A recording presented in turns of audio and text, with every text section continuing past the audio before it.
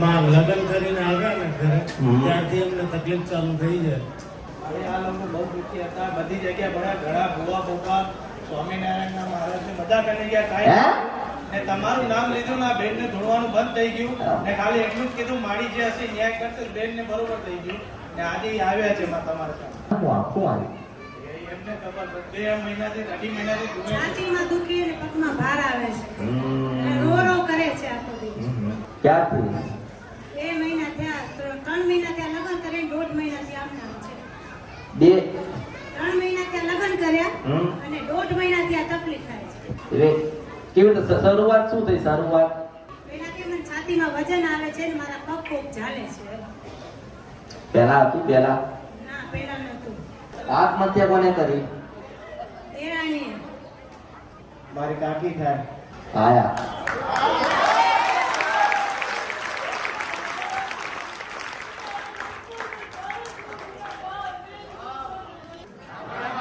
બીજો પ્રશ્ન, આત્મહત્યા કોને કરી હતી એમ કે કારણ કે બહાર ઊભી છે. મારી દેરાણીએ કરી છે, એની કાકીજી થાય. કોણ? એની કાકી થાય. એની કાકીજી થાય, મારી દેરાણી થાય, મારા દીકરાની વહુ છે. એને શું થાય છોડી દે, તમારે શું થાય એમ કે મારે દેરાણી થાય. મરી કેમ મને કારણ ભૂતી ના એને માનસિક હતું, માં અને તળાવમાં પડીને મરી છે. એને કેટલા વસ્તાર હતા? બે બે બે હતા એને છોકરા. બે એને ત્રણે મર્યા? ના એક મળી ગઈ, છોકરીને મારી તો છોકરાને રાખી ગઈ. છોકરાને રાખી રાખી ગઈ. બરોબર. હા. હવે મન તું એમ કે એને આત્મહત્યા કરી કે મારી નાખી એમ મન કે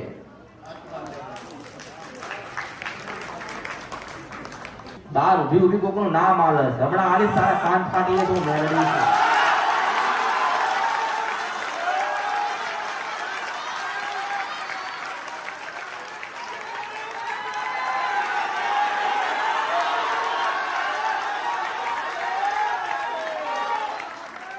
માણસ આત્મહત્યા કરે તો કેટલી હદ ઉપર હશે તારે એને આત્મહત્યા કરી?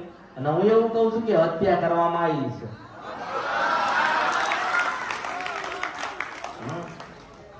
અને એ તો પછી મરીએ છેડો કોકે મારી કે મરી ગઈ, આપણે 2 નંબર બરાબર.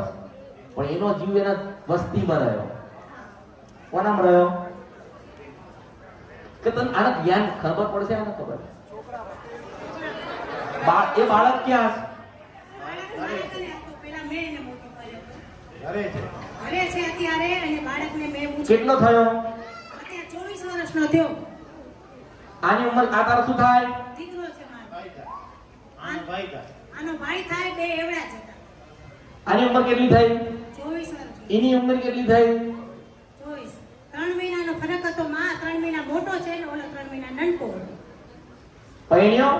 ના હવે ઈ નથી પહેર્યો ના. તો સમય આ આ પહેર્યો.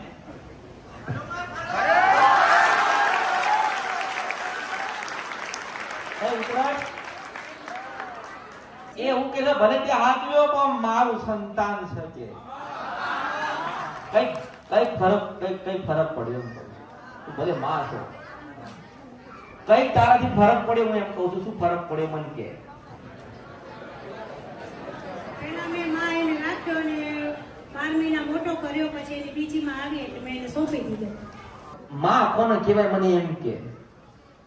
એને તારી જે પૈસા મરી ગઈ એને શું પૂછ્યું પેટમાં? હું એમ કહું છું એને પૂછ્યું છું, તારા પ્રત્યેને પૂછ્યું છું. મને એને પૂછ્યું તું કે તું મારા છોકરાને સાચવી છે? મેં કીધું હા હું સાચવીશ.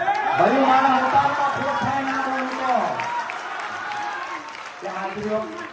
મેં કીધું તું કે હું સાચવીશ. અરે એ વાત છોડ ને, તે હાથીઓ છે એ બાર ઉભી એ ચમડો બસ હે. ઈ જે કે એવું કરવા તૈયાર છું માં. ઈ કે અરે પિનકીને લઈને ઉભી રોવા છો માતા મેળવી છો. તું મને જવાબ દે, તે હાથીઓ તે હાથીઓ મેં હાચવ્યો. હવે નથી હાચવ્યો. મેં અત્યારે નથી હાચવ્યો. જો જતરે મારો વચન ના જાય એમ કહું છો. હવે હું હાચવીશ અને મારો દીકરો બીજો તરીકે હું એને રાખું છું ને રાખીશ. હજી જે કહેશે એવું કરવા તૈયાર છું માં. મેં નથી સાચવ્યો ત્યારે એની માં તો કરે છે. વચન એનો જો મને વિશ્વાસ છે, મને વિશ્વાસ કે મને આમાંથી કોઈ 5 જણા છે ને મને પૂછશે. સમજ સમજ અને પછી હું એમને હારું કરું, કોઈ જણો જીવનમાં ઉતારમાં નડું નહીં, અને જીવન એમના ઘરે આ ભગવાન નારાયણ નું દુખાયા પાંચના ઘરે ના આવે, પણ કદાચ એ સુખી થઈ જાય ને મને ભૂલી જાય, મારો વચન ભૂલી જાય, પછી 5-6 વર્ષ જાય મને ગોતવા. અને બીજી માં આવી એટલે માં મેં એને સોંપી દીધો. મેં કીધું હવે કેમ સોંપ્યો? તે શું કરવા સોંપ્યો? હવે એની નવી માં કરી એટલે ઈ કે દીકરો મારો, તો મેં કીધું ભલે તું લઈ જા. તો આપણા વચન નું શું? એમ વચન દીધું તું મને, ઈ લાકડી લઈને તળાવની પાળે ઊભી હતી કે મારા દીકરાને સાચવીશ, ને મેં વચન દીધું તું કે હું સાચવીશ. પછી નવી માં આવી એટલે ઈ મારા ઘરે લઈ ગઈ. મારી ભૂલ મેં એને સોંપી દીધું. પોતાનું બાળક પરણાઈ દીધો.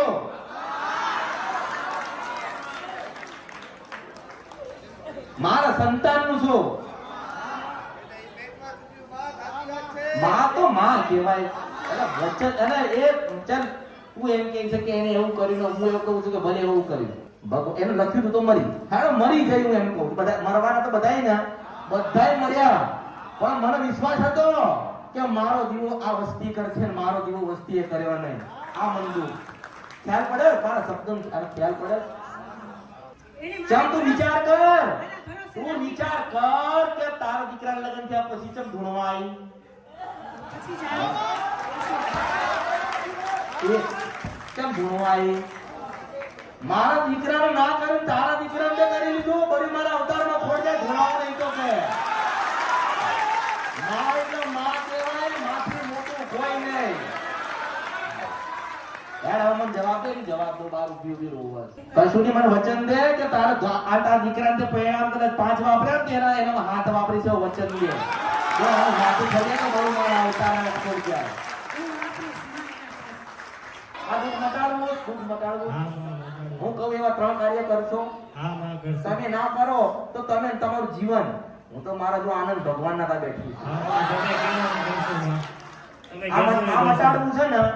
આ કોઈ ભૂવો વાળી નહીં લઈ જાય, કોઈ બાવાજીને ઝોલી નહીં લઈ જાય, તમે બેહાડશો તો બેસે નહીં. પણ હું એવું કહું છું તને આ ભાઈને એમ કહું કે પહેલા ઘરે જઈને બાદ ભરાય એમ દીકરા. અને એવું કહે કે બેટા તારી માં મરી ગઈ તો હું જીવું છું, તારી માન વચન આલ્યો તો કે તને દુઃખ પડે ને પહેલી હું આવું.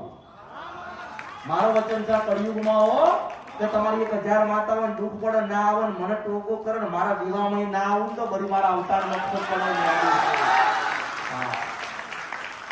શ્રદ્ધા, વિશ્વાસ અને મારા દેવ મારી મેલડીના પ્રત્યે વિશ્વાસ હોવો જોઈએ. વિશ્વાસ રાખીને જ પહેલા હું તને એ જ કહું છું કે આ ચમ લગન પછી ધૂણ મને કે હે લગ્ન પછી ધોણે છે કે ના? હું એ જ કહું છું ગાડી લગ્ન પછી ધોણે માં 1.5 મહિનો થયો આમ નામ કરે છે. પેલી બાર ઉભી ને એ ધૂણાવસ. સાચું છે. હું કેમ કે મારી ભૂલ હશે, મેં દીકરાને એક કામ કર, આપણે આને હારું કરી દઈએ. તું અહીંયા ઊભી થાય એકલી અને 2 હાથ જોડ ને બાર ઊભી છે અને એને એવું કે આ તો કે બૂન ભલે તું ભગવાનના ઘેર ગતિ રે, તું દેવ છે, પણ તારા દીકરો મારો દીકરો છે. પાછી આજે 25 વર્ષ પછી પાછી જાગીશું મેરડીના કારણે ને વચન નિભાવવા. મારો દીકરો છે, હું તારા દીકરાને સાચવીશ. હા વચન આપું કે તારો દીકરો એ મારો દીકરો છે, હું આજથી મારો દીકરો રાખીશ. ઘરે જેમ પેલી બાદ ભરાઈ છે બાર ઊભી ને એવું કે હવે 25 વર્ષે હવે તું જાગી છો તો હું વાત ભરીને મારો દીકરો તરીકે હું એને રાખીશ, અને હું જે કહીશ એ કરવા તૈયાર છું. એનો એમ કે આજથી 23 વર્ષ, આજથી 23 વર્ષ 9 મહિના 36 દિવસ અને 23 કલાક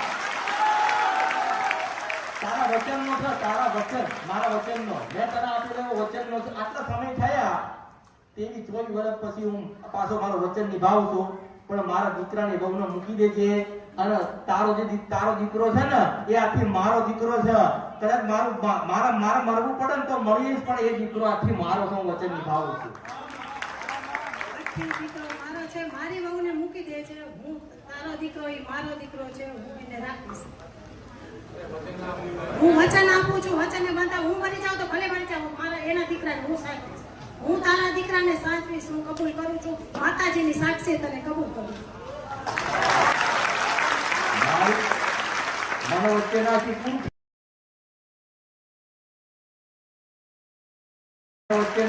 થઈ જશે.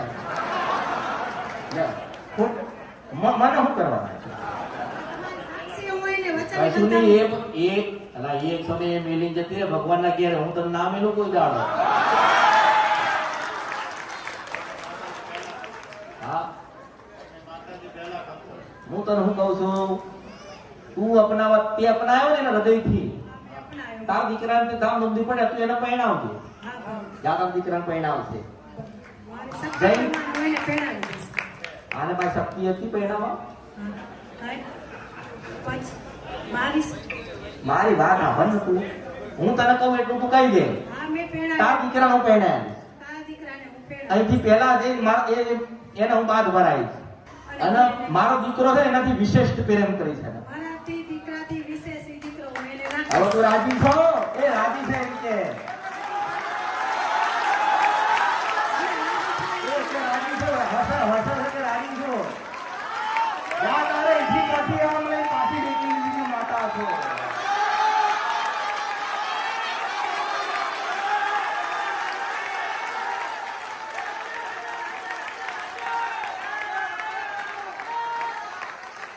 ખબર પડી? જતી રહી. મારા 13,000 વર્ષના હું મેળવી છું. મારા 13,000 વર્ષના. તારું બધું દુઃખ મટી ગયું. બસ હું કળિયુગમાં એક જ વાત કરું છું કે જેને વચન આલો ને એને નિભાવજો. હું નિભાવવા આવી છું તે હું નિભાવું છું. આ 25-24 વર્ષે પાછી યાદ કરાય. કોઈ કર્યું નથી, કાંઈ આવી નથી, બસ માસે ને ફરસે ને ફરવા દેજો. એના દીકરાના સંતાન માટે થઈ છે. આને કોઈ દાડો માથું નહીં દુખાવું ભર્યું અને દુખતો ભર્યું મારા અવતારમાં ખોટ પડવાનું ભલે આશીર્વાદ સુખી થશો અને પેલા દીકરીનો બાપ બનીશું મશાણી મેળવી છો.